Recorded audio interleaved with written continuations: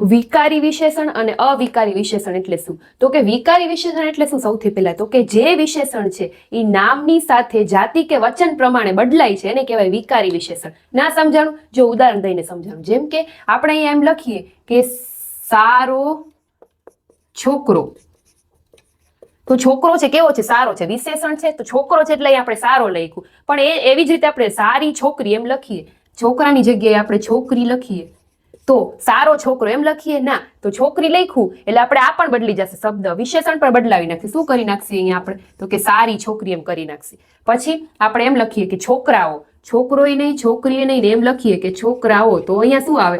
ન સારો આવે કે ન સારી આવે? શું આવે? સારા છોકરાઓ. તો વરી વિશેષણ બદલાણું.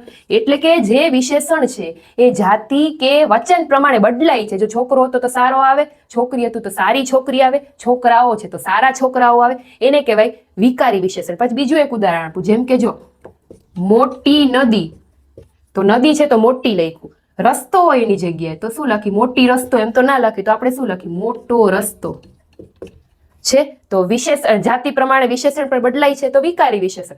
એવી જ રીતે અવિકારી વિશેષણ એટલે શું? તો કે જે વિશેષણ છે એ નામની જાતિ કે વચન પ્રમાણે બદલાય નહીં, એને જ રહે, એને કહેવાય અવિકારી વિશેષણ. જેમ કે ઉદાહરણ આપું કે સુંદર છોકરો, સારો નહીં, ચાલો સુંદર છોકરો લખીએ. હવે આપણે છોકરી લખવું હોય તો આમાં કેમ સારાની જગ્યાએ સારી કર્યું? તો આમાં સુંદરની જગ્યાએ સુંદર, એમાં એમ નહીં થાય કે સુંદરી છોકરી, એમ નહીં થાય, એનું એ જ રહેશે સુંદર છોકરી. છોકરાઓ લખીએ તો પણ એનું એ જ વિશેષણ રહેશે. શું? સુંદર છોકરાઓ.